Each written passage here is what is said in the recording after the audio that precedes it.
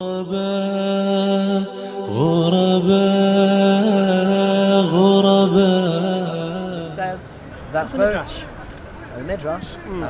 So a midrash is something that was passed down from either from Sinai or from the rabbis down to us. It's an old tradition that ended up being written down.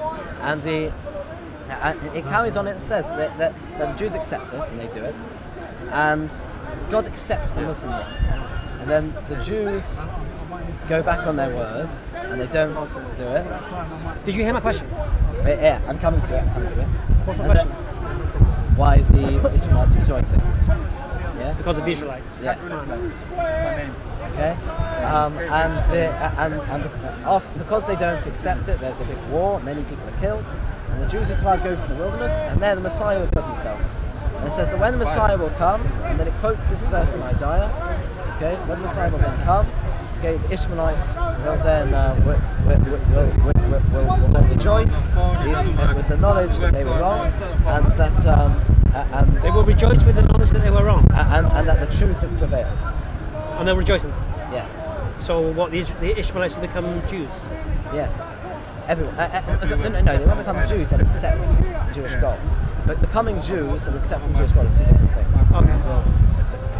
That's why we believe that a non-Jew only needs to follow the seven Noahide laws in order to attain, in order to go to the world to come. And do you believe the Israelites are a light unto the Gentiles? I believe we're supposed to be. Oh, do you? Yes. These ones work on the farm. Okay. I agree with that. Whether or not we're currently fulfilling that today is another problem. Is another question. Yeah. But, So why don't you believe Muhammad is a messenger of God? because there are many laws from the Torah that God gave to us that are not found in the Quran. No, but the laws given to you were specific to you. If God made a covenant saying that we are the chosen people, and that we are the treasured people, Am Hamdifka and Am Hasagula, then God's not going to go back on that and make a different covenant that contradicts it with a different nation. No one said he has. What I'm saying to you is this: the covenant with the children of Israel is specific to the children of Israel, isn't it? Yeah. Okay. So it's not for the Gentiles. In a way, it is. It's not.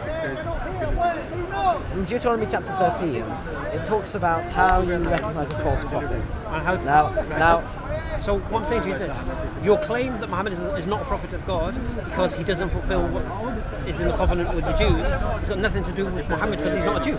However, we do accept non-Jews who are prophets because their prophecies did not go against the Torah. For example, Eov and his friends, according to the Talmud, they were prophets. They were accepted by the Jews as prophets. So do you believe Muhammad lied?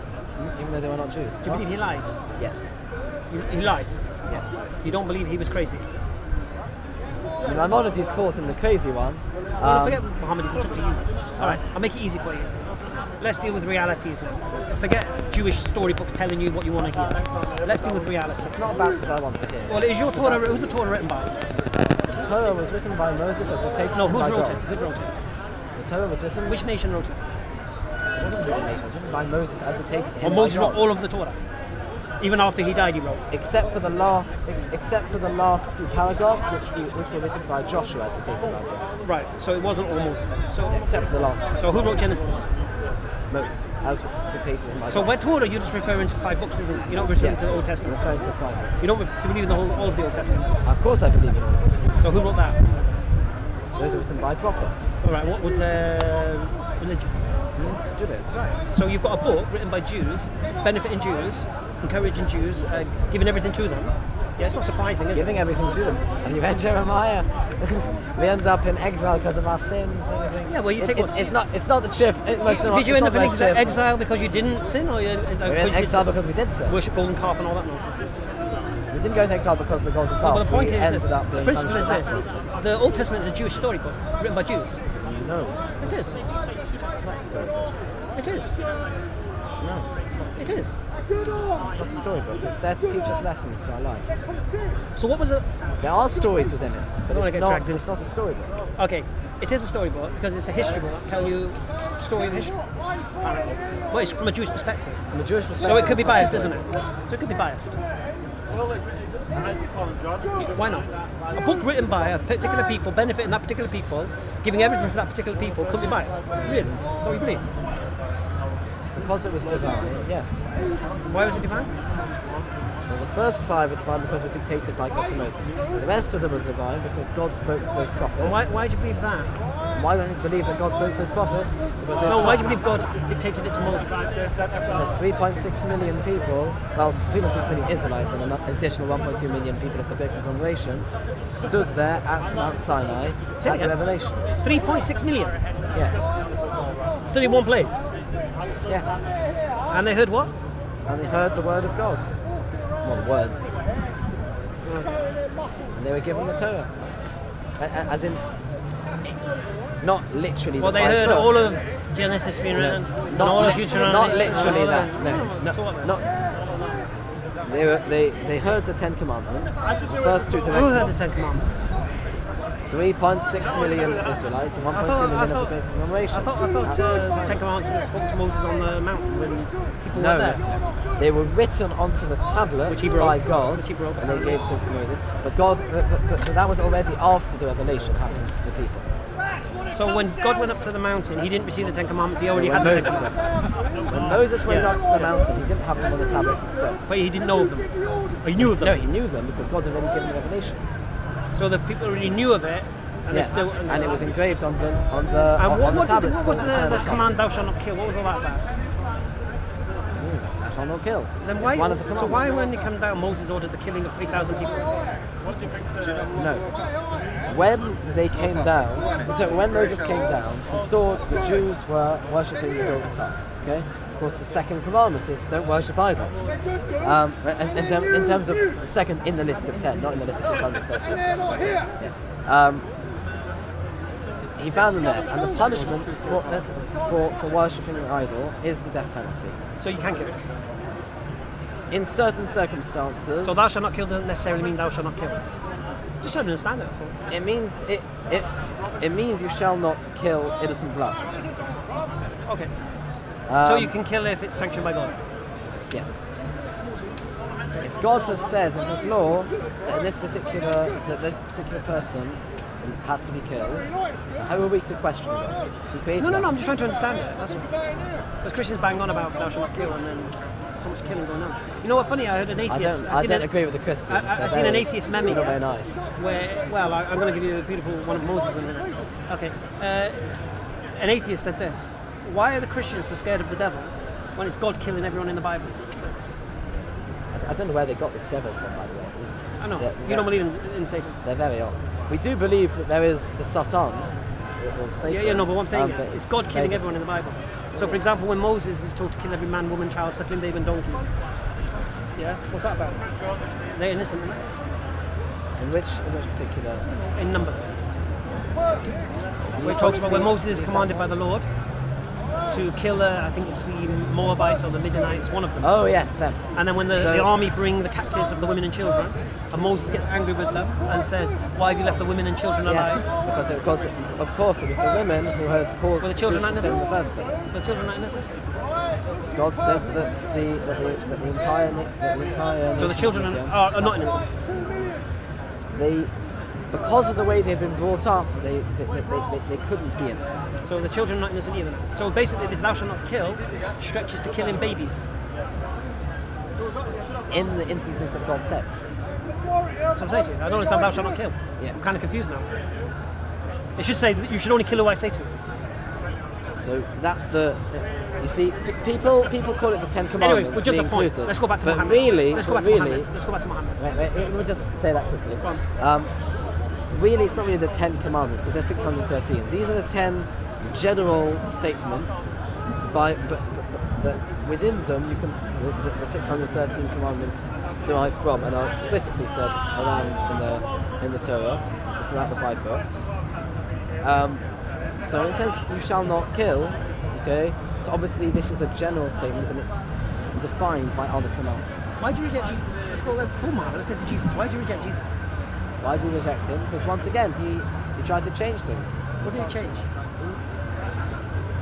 So, for example, the fact that in Christianity, the Sabbath is on Sunday, or for example, Jesus the fact didn't change that. of actually, you're right about that. Actually, that was wrong. That was Paul.